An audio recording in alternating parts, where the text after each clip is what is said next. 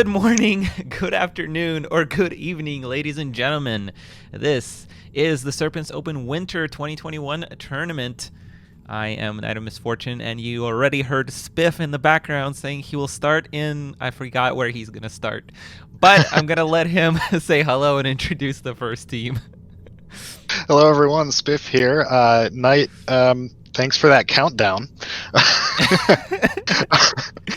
Starting up here in the top left on Weddell Isles, bringing you a 2v2 matchup here. We've got Alpha Hex spawning in as the brown Aeon player who is going for some land after research.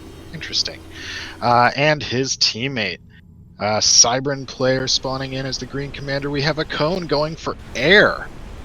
So far, no real naval. Well, I guess Aeon naval is land, I guess, a little bit there, but interesting choice of factions and builds here. And Knight, who's over there on the other side? Who are they playing against? On the other side, we have a team with the most ingenious name of them all. It is Polar Iron, and can you guess who the players are on this team? I certainly can't. Well, the first one is Polar Bears, and he's our orange UEF opening up with a single air factory. That's actually surprising to me, to be completely honest. And his teammate is Iron Commander, the purple UEF commander. And as you might expect from my tournaments, these are set factions, so the players have to play the factions they pick, obviously. And, you know, Spiff, how much have you cast with me? When have I ever counted down myself when I was the one introducing? Sometimes. Sometimes? No. Sometimes, yeah. I only count down if somebody else introduces. But anyway, whatever. That's a fun way to start. Hope you guys are doing well. We're going to have a nice long day of games. We have a lot to go through. We have obviously a winner's bracket and a loser's bracket. All the matches are best out of 3 except for the final, which is best out of 5. The prizes are mostly SCS points and qualification for the Invitational, which is at the end of the year.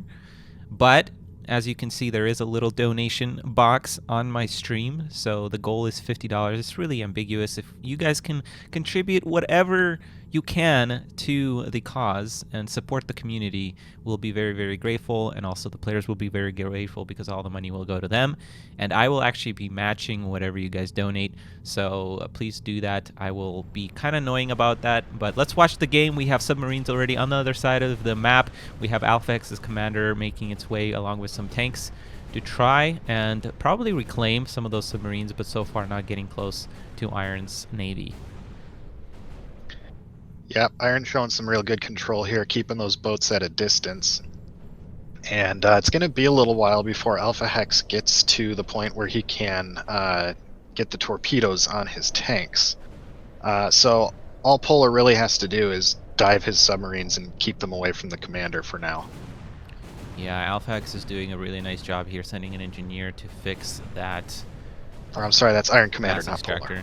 And you know, it is a very disadvantageous map for a Cone and Alpha Hex being, you know, Cybran and Aeon going up against the WEF. It's going to be very, very difficult. They banned Sentence Clutch, which is another UEF powerhouse. So, I mean, they just have to struggle through this map and hope they can get a win. If not, they definitely have to win their map pick, which I forget what it is. I think it's Treyarch Island, which is definitely better for them. But nevertheless, it's going to be a very tough matchup against the WEF on those two maps.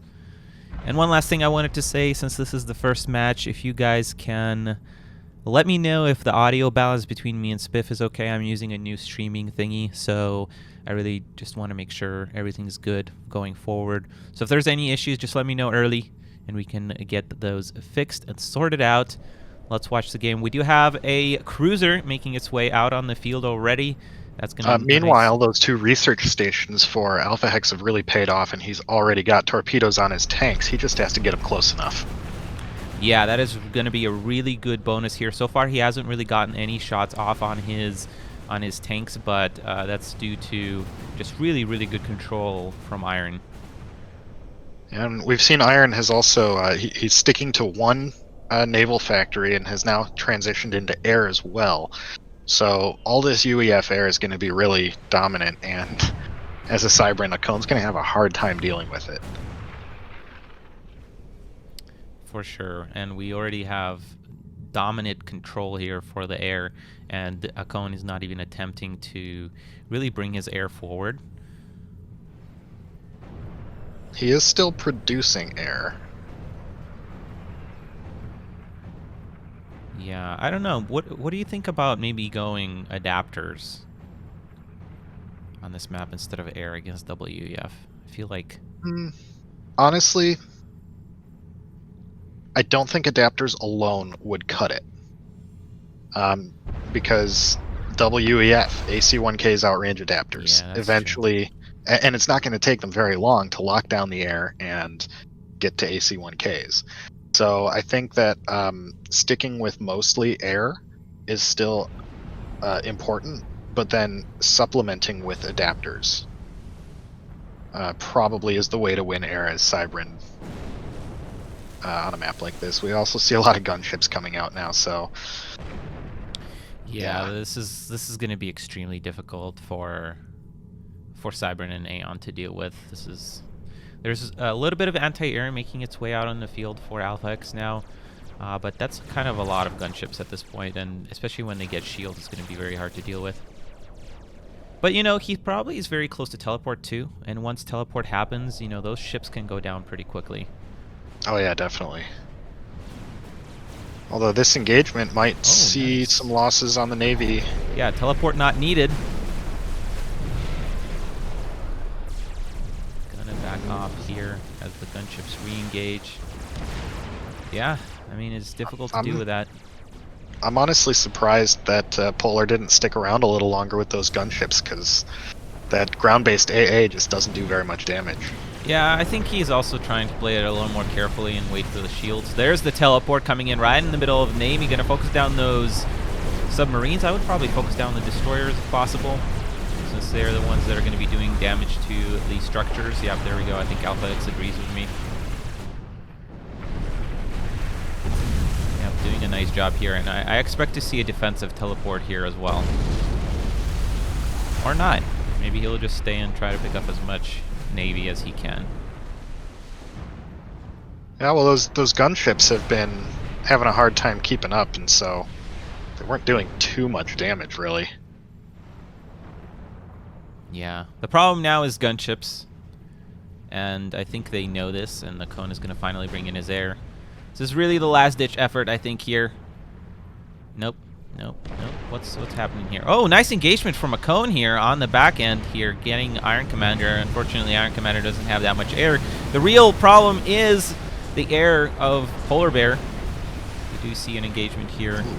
I think Akon got the better end of that engagement too, though, because Polar's air just kind of derped. And with the support of the Bada Booms, Akon and Alpha Hex got the air engagement. They've got the naval engagement, and oh my goodness, I did not see this coming.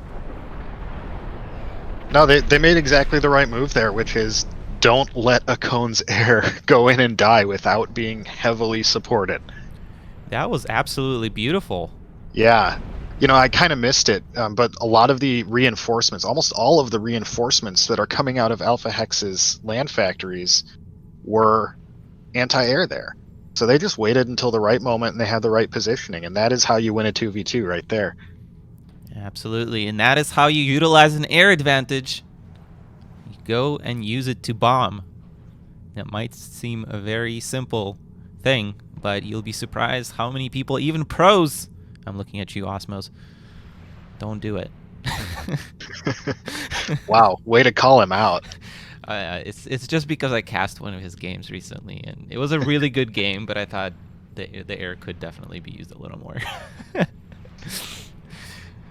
Jeez, I'm sure Osmos just came here to have a good time, and he's feeling so attacked. He's our 2020 SCS champion. He's set, okay? He's fine. Oh, by the way, I forgot to point out ACs are making their way out on the field. Yeah, how much good are they going to do at this point, though?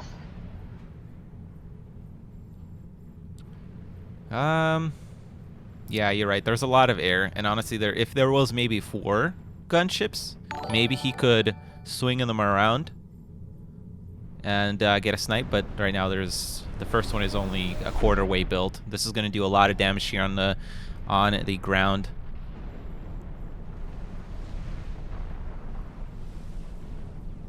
Yeah, that air is going to fall from Iron Commander for sure. The Naval Factory has already fallen. A lot of bada booms and a lot of crackdowns are making their way across the map. And honestly, right here, I think, yeah, we're teleporting right on top of Polar Bear's commander, focusing him down. And I think yeah, Iron Commander control Ks, and Polar Bear will go down here in a second as well. And wow, Spiff, I'm completely blown away. Very well played by Akone and Alpha Hex. I did not see this coming. I thought it was going to be a battle in game 2, but very, very interesting game. Yeah, Hexnuts team is Hexnuts taking that first game of the round rather, and I think it's just down to excellent game sense and timing. Very well done. Absolutely, and it looks like my overlay is not updated. I think that's due to the streaming program that I use. It's a new one. For some reason, it doesn't update automatically. So I'm going to fix that for game 2. Apologies for that. But we'll be right back in just a moment. Welcome back, everyone, to round 1 of our 2v2 tournament here. This is game 2 between. We'll start up here again in the top left. Alpha Hex spawning in as the brown Aeon Commander, going straight for some land factories here, and his teammate Akone spawning in as the red Cybran Commander and throwing down some land factories as well, and together they are Hexnuts. And Nite, who are their opponents? Their opponents are Polar and Iron. Well, wait, what? Polar Iron. Yeah, the team name. Cool. All right. Orange UEF Commander Polar Bears, opening up with 1 air factory. Don't know if I like that as UEF on this map. And his teammate, also a UEF player, but with the color purple and the name of Iron _ Commander. All right, guys. Can our Danish English team pull out a crazy English Danish comeback? Wait, what? I was trying to make a food joke, but it kind of fell on its face. Anyway. And 5-second rule. I think that one's gone. Yeah. I'll leave the jokes to you from now on. I'm just glad we got the intro. That's way too much pressure. To be responsible for all of the jokes. What do I look like, a stand-up comedian? All right. Anyway, we do have already abuse of the Aeon faction here happening on the left-hand side of the map. Yeah, Polar has it spotted out, though, and those bombers will eventually clean this up. But Polar's about to have his own problems as Akone pushes up right to his doorstep with his ACU. Yeah, absolutely. And this is a build that Polar likes to use in a 1v1, so I think he should be okay on the front, but obviously actually it's an anti-air tower, which is actually, I don't like this because the main threat here is obviously land. But yeah, I think Polar just needs to pull back and deal with these mobile missile launchers. I don't have a problem with the air tower. I just think that's a little far forward, maybe. Like, that would be a better spot for a point defense to set up a forward siege base, I think. But then again, Akone kicks my ass when we play, so what I think probably doesn't matter as much. Hey man, all the opinions are valid. Akone's doing a pretty good job spreading his units out here, getting a nice field of fire. Yeah, that point defense already goes down, and that's pretty nice. Polar is starting to push out a good number of tanks here, though. Yeah, a lot of target fire from Akone has been on that ACU, which means that a lot of loyalists are actually in the red here. The shield does go down. Meanwhile, the MMLs on the other side of the map have been taken care of for the moment. I don't like these Cobras being up here so far up. A cone is reclaiming that factory. That's cute.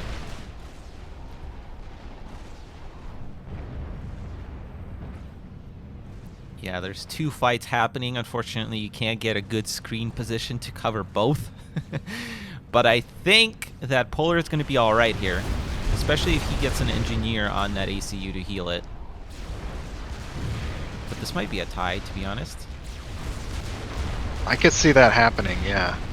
A cone doesn't really look like he has any intention of trying to get out here. I think he's just trying to take Polar out if he can. No, Polar is going to be all right. Yeah, he's Polar fine. is going to be all right. And Alpha now has to push through and get Iron Commander without losing his commander here, which is a little difficult with all his shields, but Iron Commander is actually at a quarter health. Alpha Hex is a little bit above half. This is looking good for Alpha Hex. Yeah, even those P shields, there's just, there's like, what, 6 of them? That's not quite enough. All right, and now we have a 1v1. Whoever said in the beginning of this tournament that this is going to be a 1v1 tournament instead was right. Ha ha ha ha ha. This was all just a scheme to get Polar and Alpha Hex to play a 1v1 against each other. Yeah, I do want to encourage, I don't know how much of this, how much of that left-hand side battle you caught on the stream, but for anyone who didn't get a good look at it, go back and take a look at the replay once it's up, because there was a lot of back and forth there. I was keeping an eye on it. It was a real good fight. Absolutely, and look at that. Alpha Hex has already pre-made anti-air in that composition. That's going to be very, very nice for him. He has engineers already expanding to the bottom left. Polar is just sending, I think, 1 engineer up there. So I think, and Alpha has more units. So I think Alpha definitely has an advantage. But if anybody in the history of Supreme Commander 2 can pull off the most ridiculous comeback, it is for sure one of the GOATs, Polar Bears. So we'll see what happens here.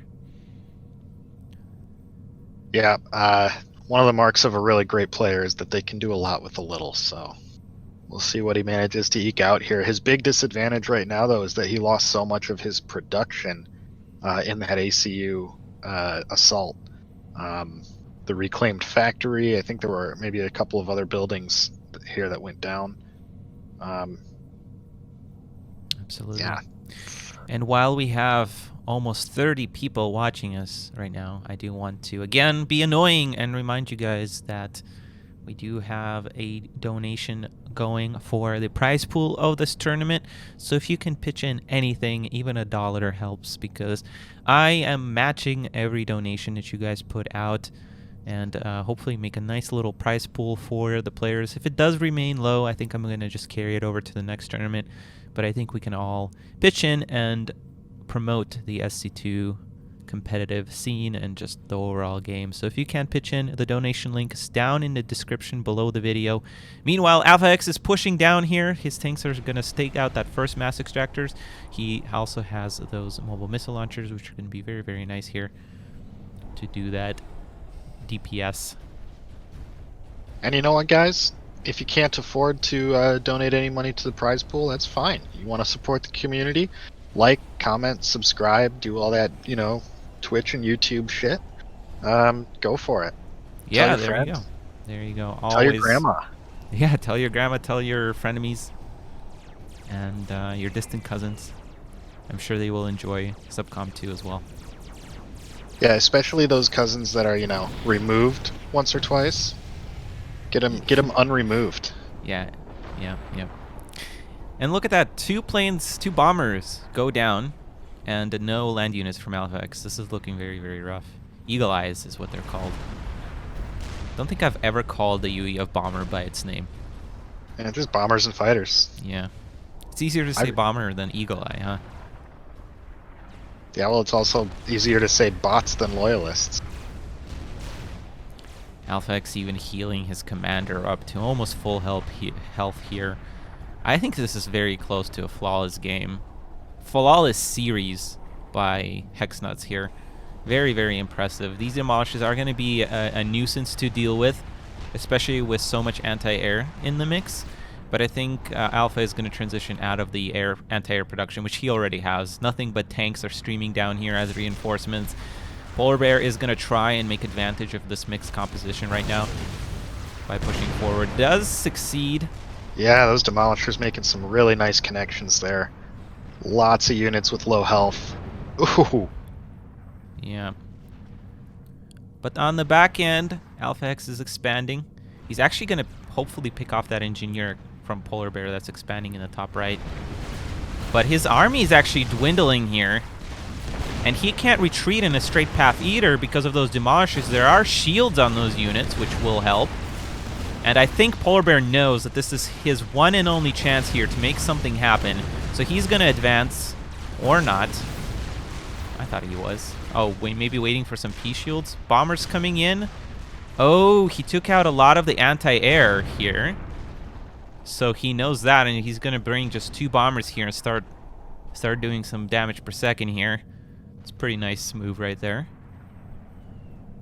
Yeah, he was sucking up some yummy mass there for, yep, that's what I thought. He was trying to get up enough mass for a point defense to just keep this space and hold the choke point. Yeah, and I'm surprised that Alpha removed mobile missile launchers from the production queue. That is very surprising. Especially as the P-shield count grows. Yeah, absolutely. And, you know, tanks aren't good against this composition in the long run, especially. There's a point defense from Alpha Hex, and he's throwing down some land factories, which I think he should have done earlier. He's also getting a lot of research stations. But Polar Bear, for the most part, has stabilized here. I do like that a cone, or not a cone, sorry. Alpha is not overreacting here. He's not constructing a lot of anti-air, which I think a lot of people would. They'd be like, oh, 2 bombers bombing me. Well, shit, I need some anti-air. Well, he is producing some crackdowns now, but I don't expect him to make too many here.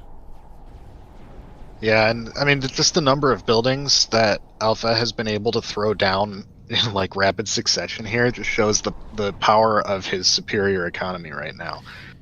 Yep, and he did take out that expansion to the northeast, so that is not going to be going up for Polar Bear, and that's an added advantage for Alpha, and he's just solidifying his central position.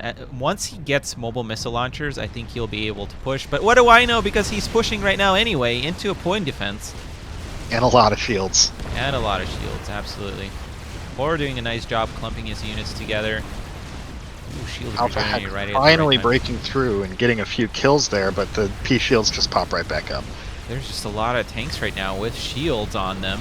And even that point defense is having trouble keeping up. Polar Bear's using his commander as well. This is his last stand, everybody.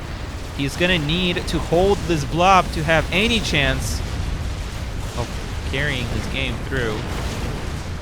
There's a lot of P-shields there, so he's relying mostly on that point defense and those Demolishers to do damage, which is not a bad idea in this choke point. But again, I've said this so many times, when you have Demolishers, I feel like you need to set yourself behind the choke point as opposed to in the choke point or even beyond the choke point, because the Demolishers have an arc that they're firing and it's easier to micro against it. Alpha X, again, splitting those units, that's the hallmark of Alpha X's micro. Splitting. And now he's addressed your complaints about the MMLs. Yeah, there we go. Where did those MMLs come from? Probably from the forward factories? They came up real quick. Yeah, I think so. Yeah.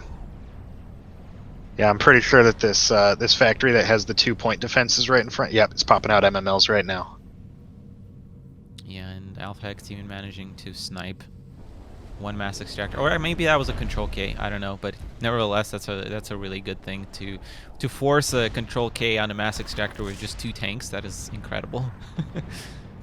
Yeah, I mean, I call that a snipe either way because it killed the mass extractor. Right. The most important thing again is not that he killed the mass extractor itself, but the fact that he reset the veterancy. That's the most important part, because ultimately 0.08 mass per second is not huge. So, and he can rebuild that fairly easily, especially with the wreck. It's the veterancy that counts. Absolutely. Really, veterancy is the only thing that's keeping him economically in this game right now.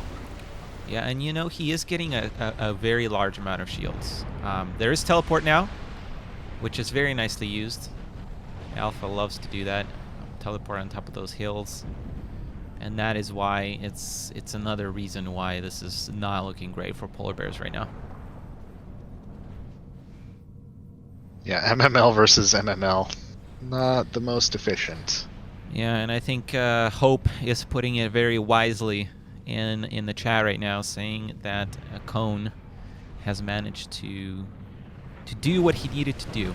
He didn't kill Polar Bear, but he took out a lot of his infrastructure and a lot of his units for Alpha Hex to come in and win this match, which I think he's very well on the way of doing.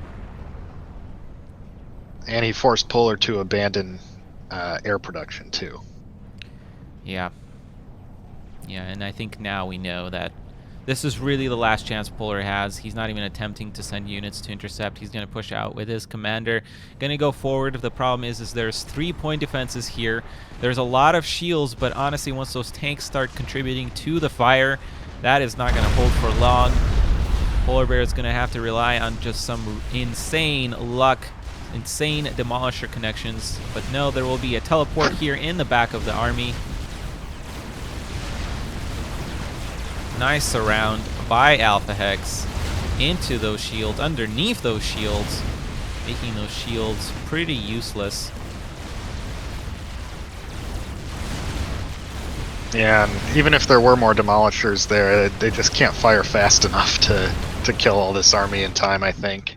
And even if Polar Bear manages to somehow miraculously take care of this land army from Alpha, there is no base to replenish it. So this is going to be a win for Hexnuts, ladies and gentlemen. As that army falls, Polar Bear is in the red, and that is our first series of the day, and I've quite enjoyed it. I've enjoyed game one. I don't know about you, Spiff, more than this one. I don't know. I think both of them were pretty exciting. Hard to say which one was more fun. Yeah, both were very interesting to watch. I hope you guys enjoyed it. This is only round one. We have more Supreme Commander to come your way. Thank you guys, and we'll be right back. If you're still watching, give a thumbs up to this video. If you liked the video, leave a comment. If you loved the video, please subscribe. And if you are blown away by it, check out my Patreon page. This has been Nite. Take care and peace out.